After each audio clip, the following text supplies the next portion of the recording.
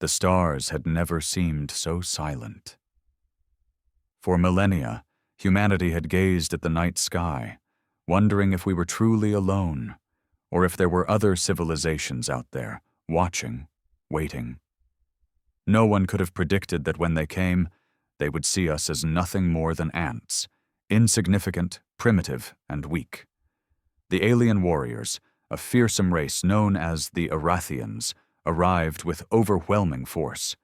Their ships blotted out the sky, and their technology was far beyond anything humanity had ever dreamed of. They had traveled across the stars, crushing worlds beneath their boots, and when they finally set their sights on Earth, they expected an easy conquest. Their leader, Zarnok, surveyed the planet from his command ship, the size of a small moon. "This world is fragile," he said, his voice booming through the ship's war room. "The humans are weak, their armies no match for us. They will surrender without a fight." His advisors agreed. Earth, with its divided nations and primitive technology, seemed like the perfect target. The Aratheians had conquered countless planets with ease, and they had no reason to believe Earth would be any different. In their eyes, we were nothing more than a stepping stone, a soft, defenseless target on their path to galactic domination. But the arrogance of the Aratheians would prove to be their greatest mistake. It was on the third day of their invasion that they made their first true mistake. The streets of New York City had been deserted, the once bustling metropolis reduced to a ghost town as the Aratheians made their landing. No one dared challenge them, no one except one man. John Cain was no soldier. He wasn't a general, a hero, or even an ordinary man with any special skills. He was a mechanic, a man who fixed broken engines and built small machines. But when the Aratheians attacked, John didn't run. He didn't cower. He didn't even hesitate. As an Aratheian warship hovered over the city, firing lasers into the streets, John stood in the rubble of what was once a thriving neighborhood. In his hands, he gripped a tool, a simple wrench, nothing more. He knew it wasn't going to be enough to defeat the invaders, but he also knew that if no one stood up, Earth would fall without a fight. With a roar of defiance, John ran toward the alien forces. His actions were reckless, almost suicidal, but something deep inside him stirred, a fierce, unyielding desire to protect his home, to show the invaders that humanity wasn't as soft as they thought. The Aratheians watched in disbelief as the man charged. To them, this human was a mere insect, nothing more than a nuisance. Zarnok himself looked on, amused by the sight. "Is this the best they can muster?" he sneered. "A single human, armed with nothing but a wrench?" But John wasn't just charging mindlessly. As he sprinted toward the first of the alien soldiers, he spotted a weakness, one of their energy shields flickering. It was a flaw, an oversight in their otherwise perfect technology. The human mind, so far behind the Aratheian intellect, was capable of seeing things that they couldn't. Simple, small things that made all the difference. Without thinking, John hurled his wrench at the shield. It struck the point where the shield was weakest, causing a ripple of energy that knocked the alien soldier off balance. The shockwave of the impact sent a tremor through the surrounding forces, throwing them into confusion. For a moment, time seemed to freeze. The alien warriors, accustomed to crushing any opposition, stood in stunned silence. John Cain, panting and exhausted, stood in the middle of the chaos, his chest heaving, his eyes wide with disbelief. He had done it. He had struck a blow. Zarnok, finally realizing the threat that this human posed, narrowed his eyes. "This is no mere inconvenience," he muttered. "This human, he has defied us." His voice dripped with anger and contempt. "We will not let this insult stand." But John wasn't done yet. He had ignited something within him, a fire that burned hotter with each passing second. He wasn't just fighting for survival anymore. He was fighting for his people, for the world that had been overlooked and underestimated. He wasn't going to let the Aratheians turn Earth into another conquest. The battle was far from over. The Aratheians had underestimated humanity, and John Cain was about to show them exactly what it meant to be human. As John stood amidst the chaos, the Aratheian soldiers regrouped, their superior weapons quickly turning the tide. Their advanced technology allowed them to repair and counter every small glitch in their systems with terrifying efficiency. The ground rumbled beneath John's feet as the Aratheians began to press forward, encircling him, their energy weapons crackling with deadly intent. For a moment, John thought it was over. The odds were stacked against him. He was just one man, and no matter how hard he fought, he couldn't take down an entire army. Yet something within him refused to surrender. His mind raced, looking for any advantage, any way to exploit their weaknesses. He was a mechanic, not a soldier, but this was his home, and he wasn't going to let it fall without a fight. As the first alien warrior lunged at him, John ducked instinctively, narrowly avoiding the swing of a glowing energy blade. The alien's momentum carried it forward, crashing into a nearby structure. The impact sent debris flying, and John's eyes flicked toward the wreckage. It was a sign. He darted toward the fallen building, weaving through the broken concrete and twisted metal. The Aratheians hesitated, unsure of what he was doing, but John wasn't afraid. He reached the structure and quickly began to pry loose the pieces of metal, pulling apart a broken transmission device. Inside, he found what he needed: a small, portable power source. A grin tugged at the corners of his lips. The Aratheians had underestimated him. They had assumed that their high-tech gadgets would intimidate him, but they hadn't accounted for one thing: humans could adapt. John had spent his life fixing broken machines, understanding how things worked. And now, he was going to use that knowledge to turn the tide of the battle. As the Aratheians closed in, John threw the power source at the ground. It exploded in a burst of energy, sending a shockwave through the alien ranks. The soldiers staggered, momentarily blinded by the flash of light. It was enough of a distraction for John to leap into action, grabbing one of the alien rifles that had fallen to the ground. The weapon was unlike anything he had ever seen, its sleek black surface gleaming in the sun. But to John, it wasn't an alien weapon. It was just another machine. With a deep breath, he adjusted the settings, figuring out how to fire it. As the Aratheians scrambled to regain their bearings, John opened fire. The first shot hit an Aratheian soldier square in the chest, and the energy beam burned through the alien's armor like paper. The creature screeched, stumbling backward, its limbs twitching uncontrollably. It wasn't dead yet, but the message was clear. This human was not someone to be taken lightly. Zarnok watched from above, his fury growing with each passing moment. He had never expected this from a human. He had believed Earth's inhabitants were soft, weak creatures who would crumble before his superior force. But John Cain, with his stubborn defiance, was proving to be a formidable adversary. "Deploy the heavy artillery," Zarnok ordered, his voice low and filled with venom. "End this foolishness." The Aratheians responded swiftly, unleashing their most powerful weapons. Massive war machines dropped from the skies, their huge frames towering over the city, bristling with guns and energy cannons.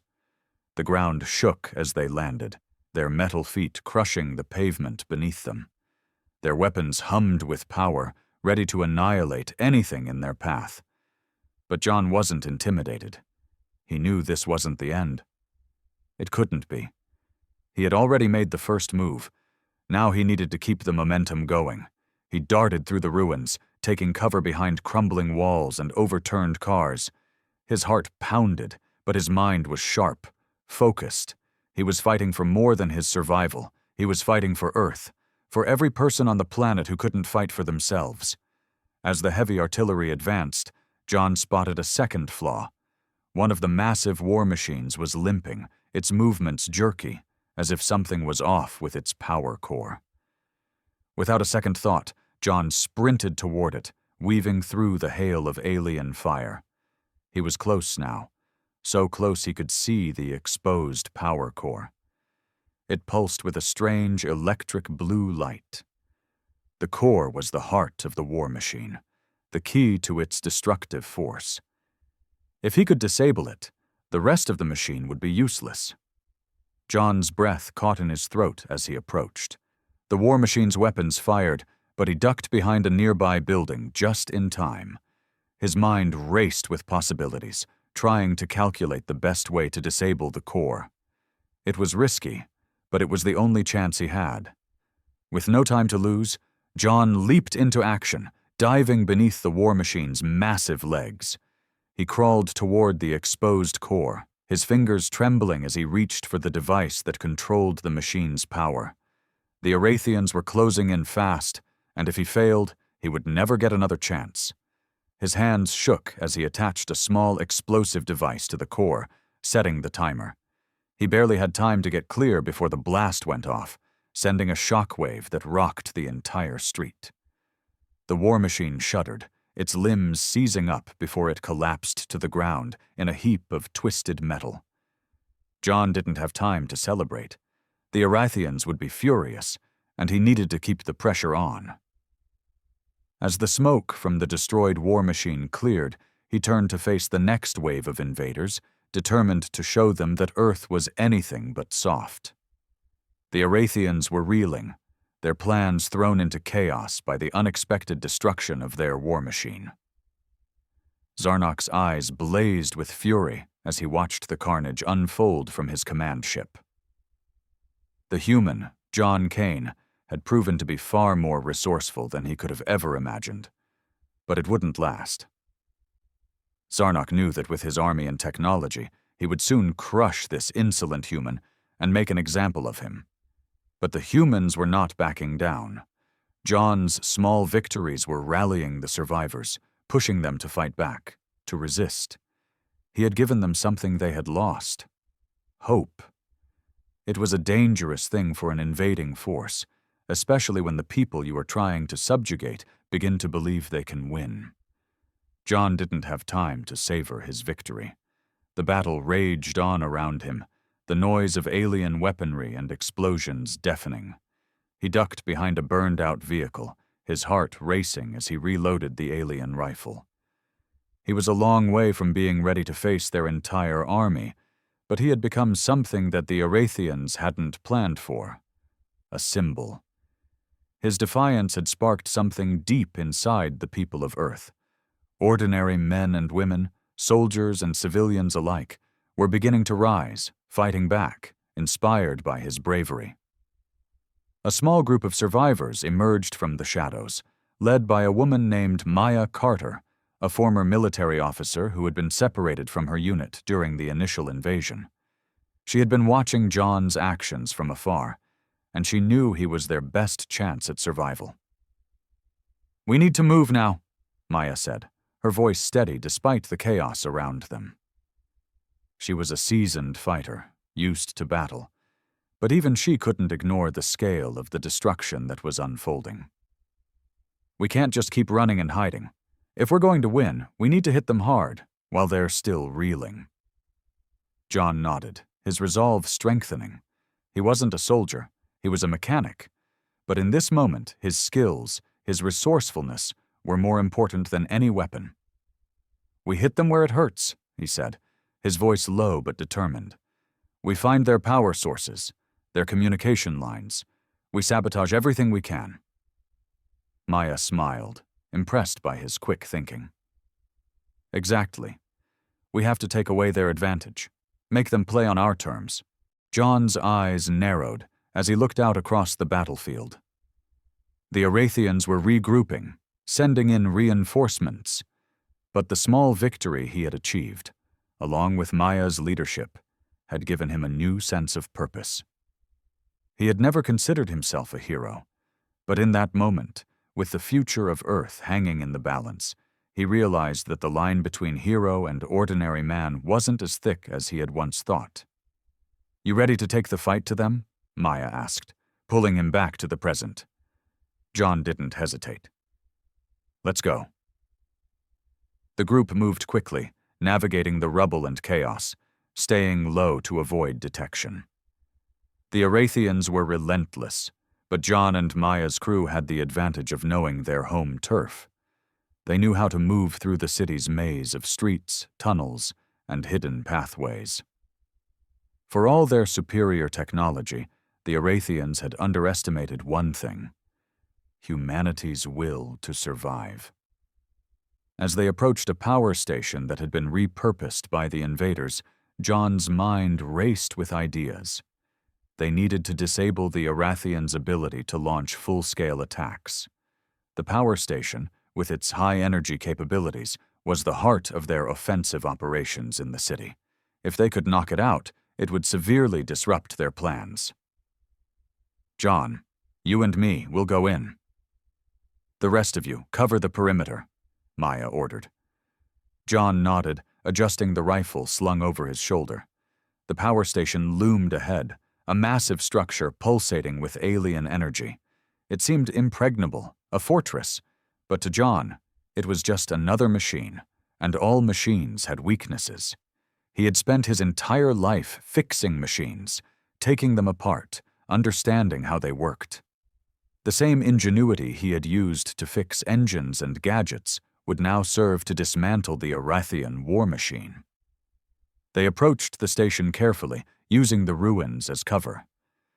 As they neared the entrance, a pair of Aratheian guards stood watch, their backs turned. Maya gestured to John, her hand signaling him to wait. She moved silently, her military training kicking in. With a swift motion, she incapacitated one guard, a precise strike to the neck, while John dealt with the other.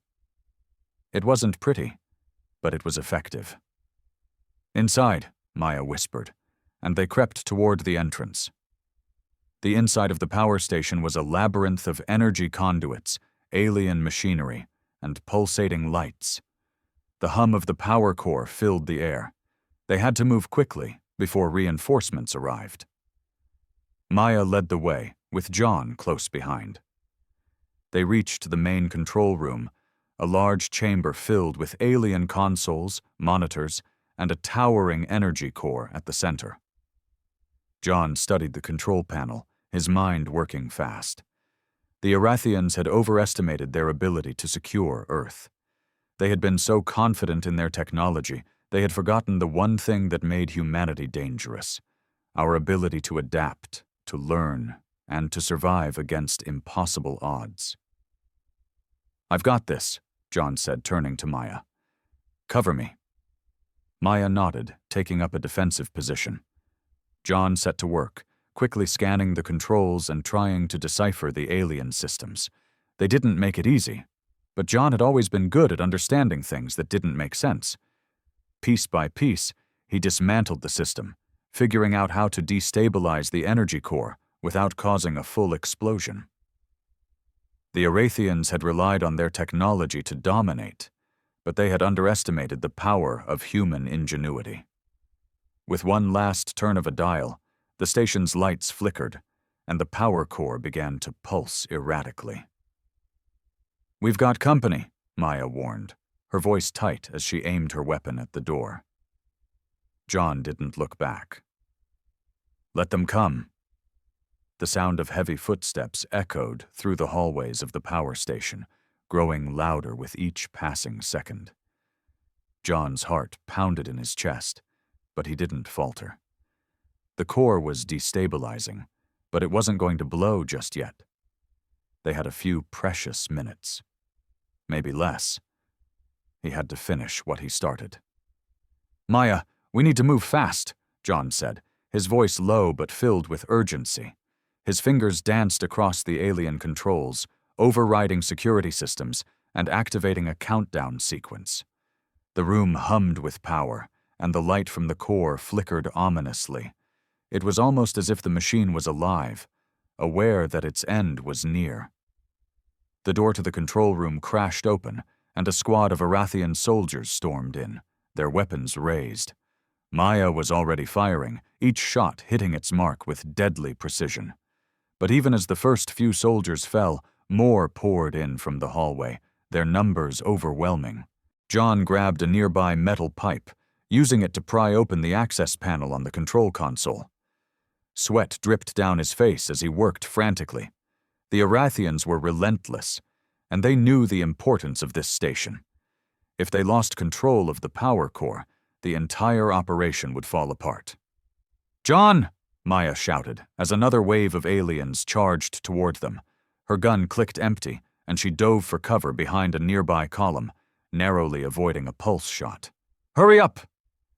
"I'm almost there," he called back, his hands shaking as he wired a series of makeshift explosives to the core's main reactor.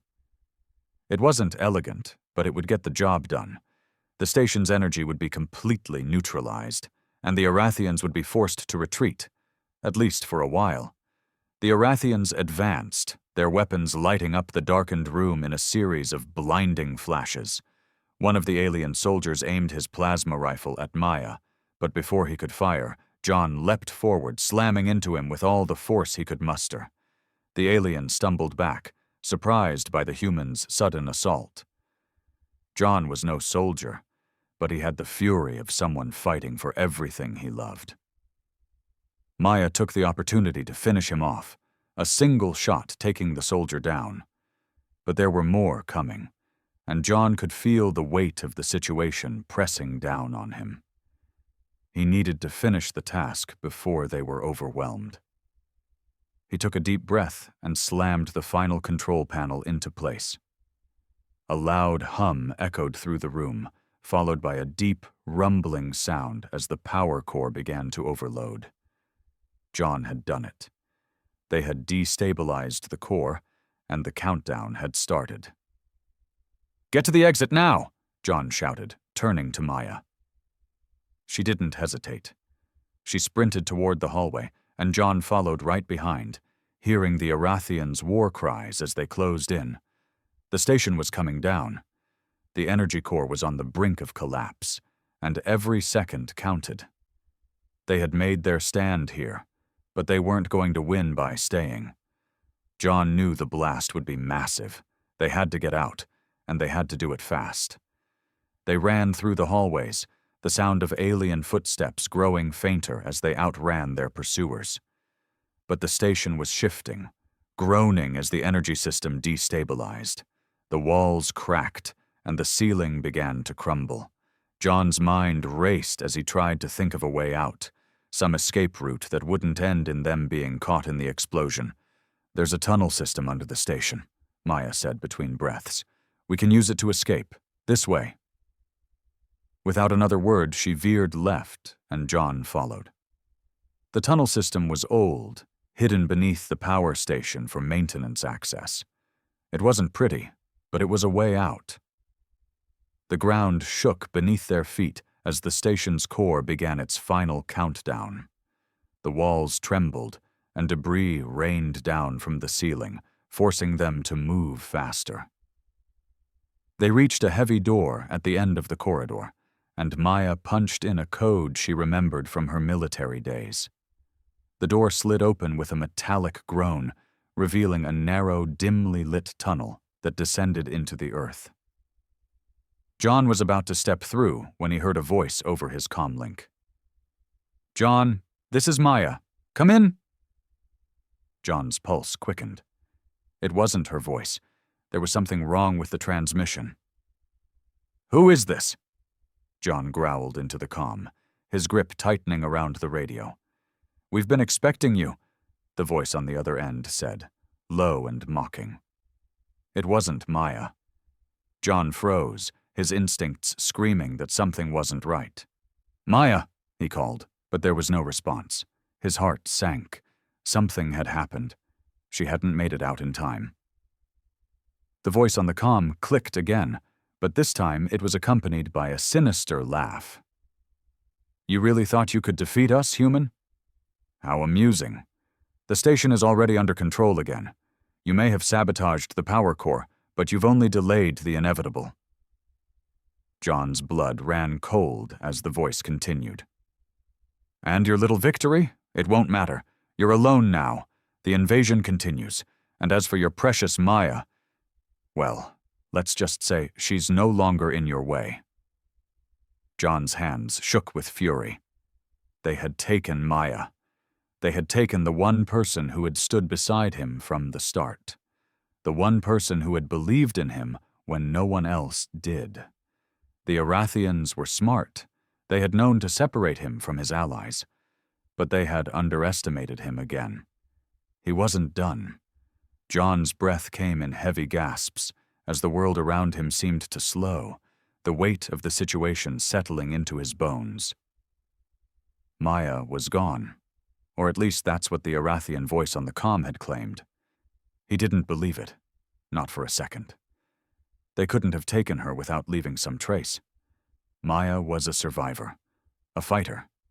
She wasn't someone who would be taken so easily. The voice on the comm continued, its mocking tone still echoing in his ears. "We will find you, human. You cannot hide forever. The Aratheian Empire is vast, and your resistance, it's nothing but a fleeting moment in time." John's fingers trembled as he clenched the comm device tighter, his mind racing. There had to be a way to turn this around. He had already taken down one of their power stations. The core was destabilized, and they had lost ground, at least temporarily. But now the stakes were higher. The Aratheians had taken Maya, and they were gloating about it. For the first time since this war had started, John felt the crushing weight of desperation. He had been fighting for survival, for his people, for his world. But now it was personal. He had been alone before, but never like this. He had made a promise to Maya that they would win this fight together.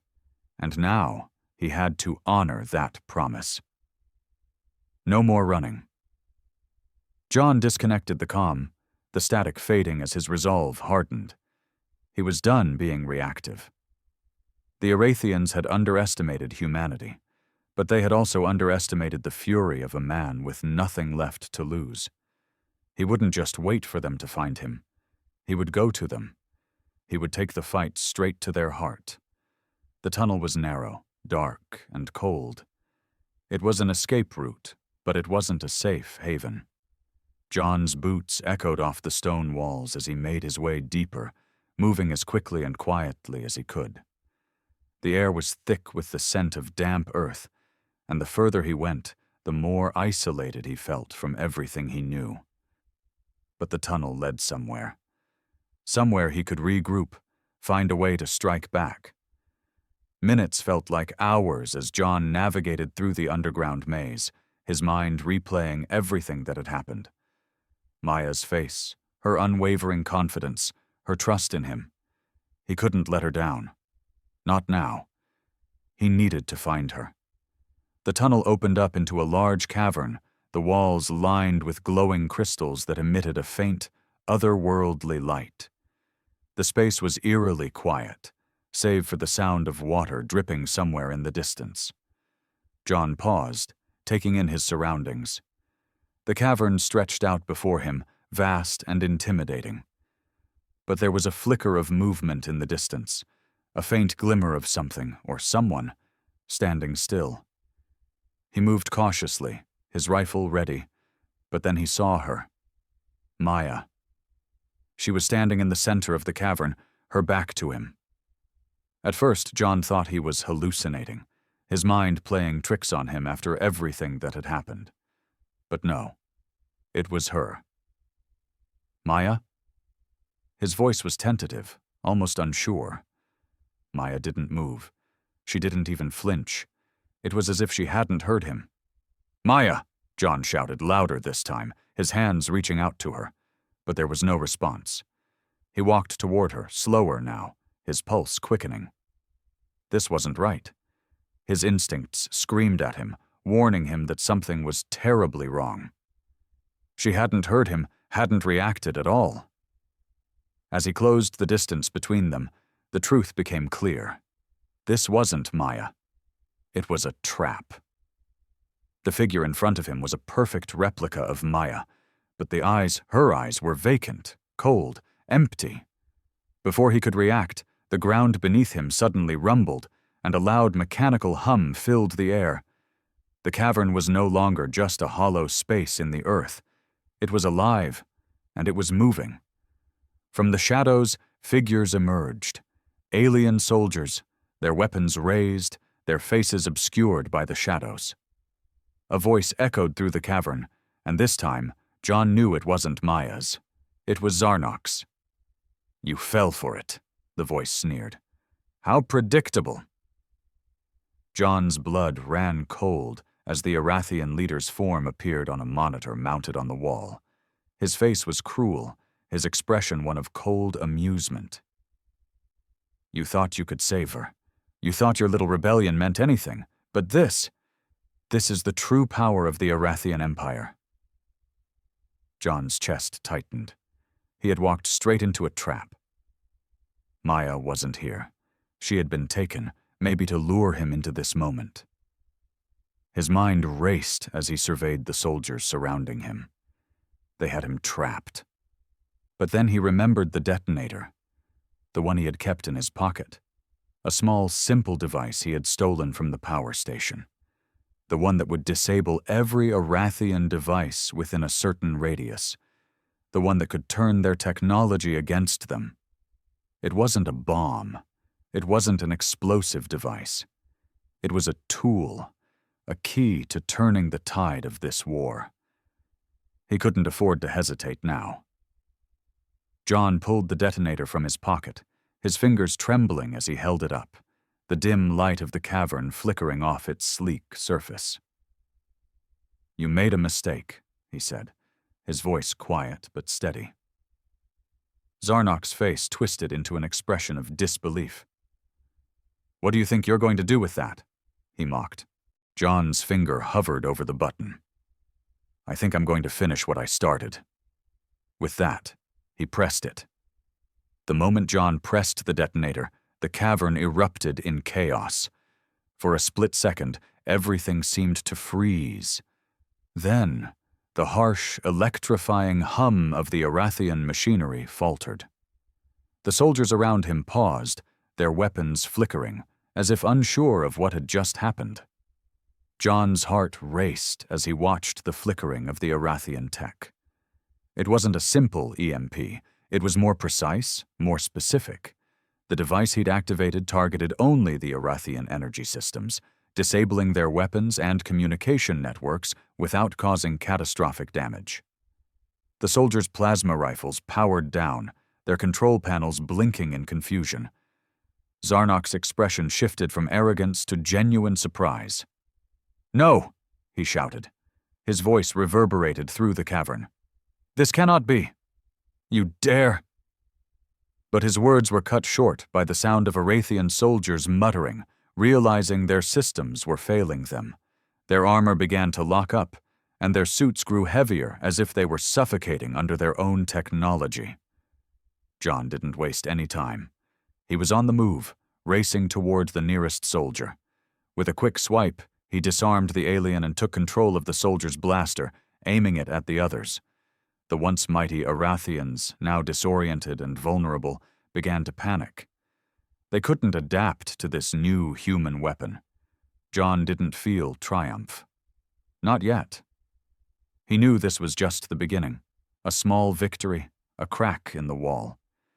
He needed to use this moment to gather more momentum, to find Maya and finish what he had started. He sprinted deeper into the cavern, trusting the chaos he had caused to keep the soldiers off his back for a little while. The place had become a labyrinth of rock and alien technology, with strange, glowing veins running through the walls. He had no idea where he was headed, but he didn't care. The only thing that mattered was finding Maya, and getting her out of whatever trap the Aratheians had set.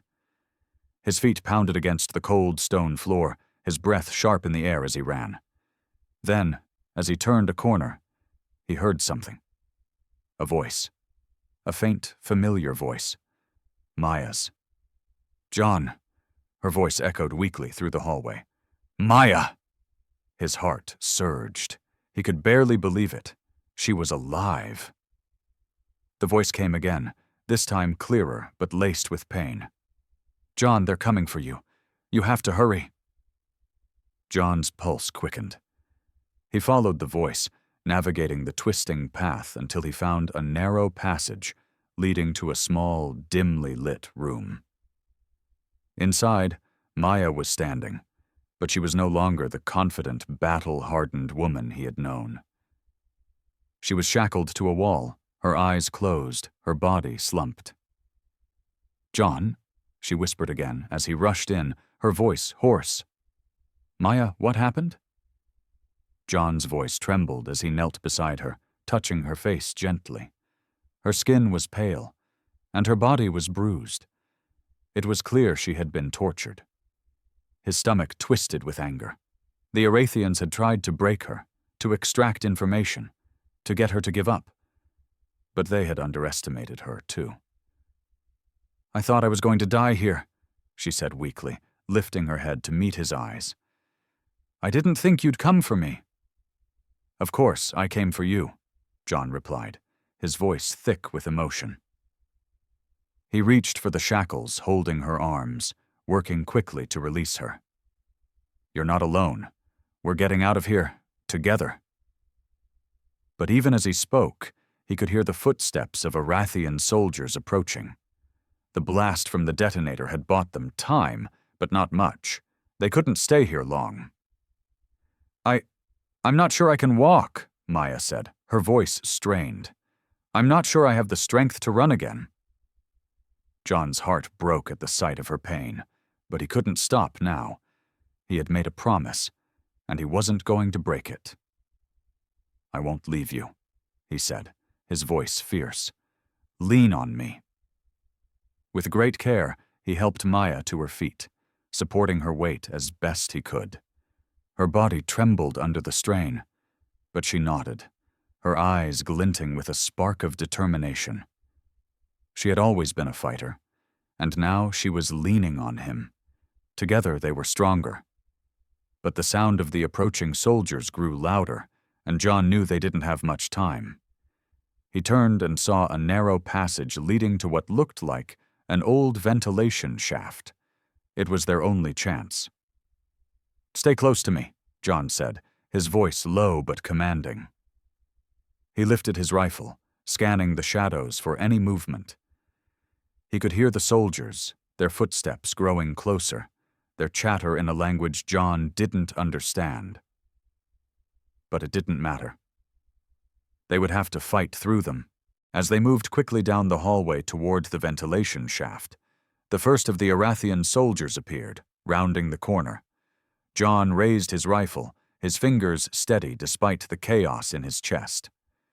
With a single shot, he took down the first soldier, then turned and pulled Maya into the ventilation shaft just as more aliens arrived.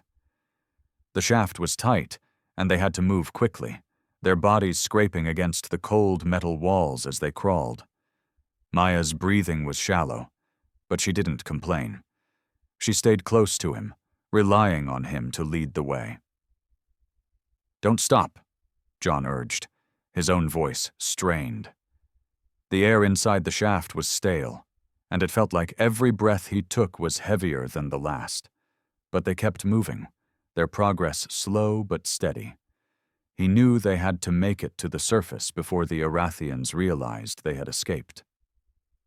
Minutes passed, and John's mind raced with calculations. They were almost out, just a little further. And then, the shaft opened up into the light. The moment the ventilation shaft opened up into the light, John felt a surge of relief. Just a brief moment, like a flicker of hope before the storm. The sun was still setting, casting a faint orange glow over the alien landscape that stretched out before them. They had made it out of the underground labyrinth, but the real fight was far from over. The surface was a different kind of war zone. The air was thick with the smell of burning wreckage, the sounds of distant explosions and sporadic gunfire echoing through the ruined cityscape. The Aratheian ships were still patrolling, their ominous silhouettes hanging low in the sky, a constant reminder that the invaders had the upper hand. John helped Maya to her feet, both of them stumbling slightly as they emerged from the shaft. She was weak, but her resolve was as strong as ever. She glanced up at him, her face pale but determined.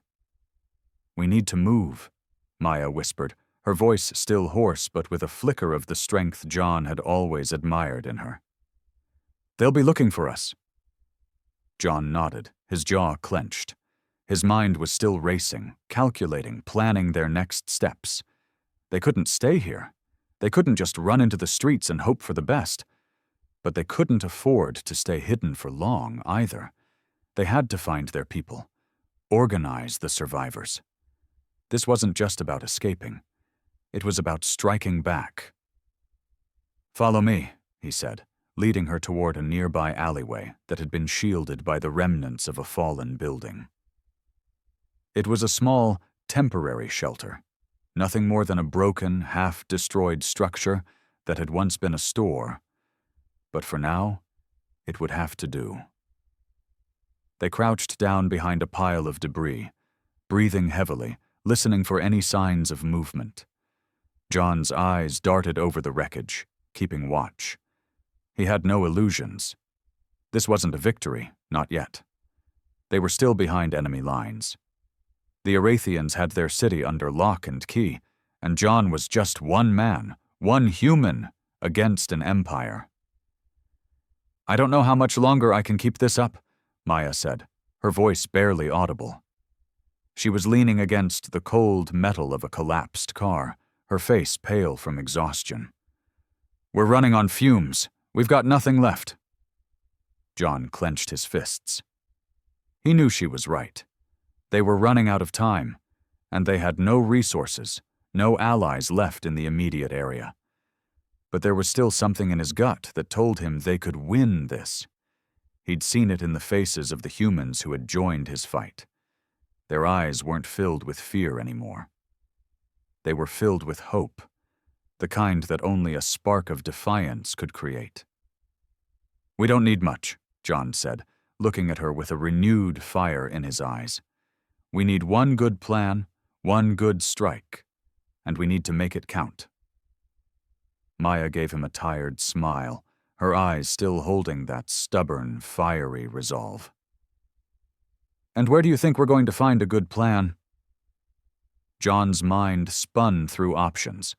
He'd learned enough about the Aratheians' technology to know that their weaknesses were like open doors, waiting to be exploited. The power cores, the communication lines, their arrogance. They had underestimated humanity's ability to adapt, and that was going to be their downfall.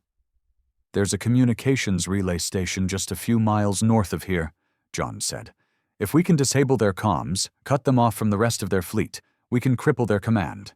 Make it so they can't coordinate with their reinforcements." Maya's eyes narrowed as she considered it. "That's a long shot, John. The station's heavily guarded. They've probably doubled the security since the sabotage of the power core. And if we fail—" "If we fail," John interrupted, his voice hardening. "It won't be because we didn't try. We're not going to let them take this world." Maya gave him a long, searching look, as if weighing his words carefully. Then she nodded, her expression steely. "All right. But we're going to need a hell of a distraction." "I know just the thing," John replied with a grin, his fingers brushing against the alien weapon still strapped to his back. It wasn't much, but it was enough. They had to make the Aratheians believe they were a much larger force than they really were. The element of surprise would be their best weapon. They spent the next few hours in silence, preparing. John worked on the alien rifle, tweaking its settings to make it even more powerful. Maya gathered what little they had. A few supplies from nearby ruins, a couple of grenades she'd managed to salvage from a fallen soldier. It wasn't much, but it was enough to make an impact. By the time night had fallen, the two of them were ready. The dark sky was the perfect cover for their operation. The Aratheians were used to having the upper hand in the daylight, but they weren't prepared for human ingenuity in the shadows. "Let's do this," John said, glancing over at Maya, who nodded in return. They slipped out of their temporary shelter and into the night, moving cautiously through the ruined streets. The communication relay station was still a few miles away, and they had to stay out of sight. Every movement had to be precise, every decision calculated. One wrong step, and the Aratheians would find them. But John felt a sense of clarity now. They could do this. As they approached the relay station's perimeter, John's grip on his weapon tightened. He could see the outlines of Aratheian sentries posted along the walls, their attention fixed elsewhere. Maya turned to him, her face barely visible in the darkness. "This is it. Once we're in, there's no turning back." "I know," John said, a quiet fire burning in his chest. "But if we succeed, we'll change everything. We'll show them that Earth isn't their playground, that humanity is something they can't just crush." He moved first, darting from shadow to shadow, staying low while Maya followed. They were close now, closer than ever. The fate of Earth depended on this mission. It wasn't just about fighting for survival anymore. It was about taking back what was theirs. John and Maya crept closer to the communication relay station, their every step calculated, every sound amplified in the tense silence. The Aratheian sentries were still unaware of their presence, but time was running out. They had no way of knowing how long they had before the enemy realized something was amiss, before reinforcements arrived to squash whatever hope they had left. The relay station loomed ahead, a massive structure of metal and energy pulsating with alien technology. The walls were thick, but the access point they'd been aiming for, a small maintenance hatch, was hidden in the shadow of the building, almost camouflaged. John had seen it on an old map of the city. It was the only way in. Maya took position on one side, while John crouched by the hatch, his hands working quickly to disable the security system. The tension in the air was thick enough to cut through, and every second felt like an eternity. They didn't have the luxury of hesitation. The lock clicked open with a quiet hiss. John exchanged a brief look with Maya, both of them knowing this was the moment that would decide their fate. They had one shot at this, and if they failed, there would be no second chance. Inside, the station was a maze of dark corridors and flashing lights. The constant hum of Aratheian machinery filled the air, but in this moment, it sounded like a countdown. They moved swiftly, using their knowledge of the station's layout to avoid detection. Every corner was a potential threat, but they moved like shadows, avoiding the patrolling guards, slipping through hidden doors. John's eyes darted over the control panels they passed, studying the Aratheian tech. He had always been good at fixing things, understanding how machines worked. It was how he had taken down their power core in the first place. Now, he had to apply that same ingenuity to disrupt their communications, to sever their connection to the rest of their empire. They reached the heart of the station, where the main communication relay was housed. An enormous, alien device that was both impressive and terrifying in its complexity. John didn't waste time admiring it. He set to work immediately, pulling apart wires, tapping into power sources, rerouting circuits, and overriding the system. "This is it," John muttered, his hands moving faster than they ever had before. "Once I cut this, they won't be able to call for reinforcements. We'll have the upper hand." Maya was keeping watch, her weapon ready in case of trouble, her sharp eyes scanning the room for any sign of movement. The minutes ticked by, and John felt the weight of every passing second. This had to work. And then, finally, he heard the familiar click of a circuit shorting out. The Aratheian system began to whine, its once steady hum faltering, then stopping altogether. "I did it," John said, a grim smile tugging at his lips. Maya's voice was quiet, but filled with relief. "Good. Now let's get out of here before they figure it out. But before they could make their escape, the door to the control room slammed open. John's heart skipped a beat. The sentries had found them. Zarnok's cruel, cold voice echoed through the speakers. You think this will change anything, human? You've won a small battle, but the war is far from over. You cannot stop the Aratheian Empire. John's grip tightened on his weapon. We'll stop it, he said, his voice hard, defiant. You've underestimated us, Zarnok. We won't let you destroy everything we've fought for. The Aratheian soldiers stormed in, but John and Maya were ready. John fired first, his shot taking down the lead soldier before he could react.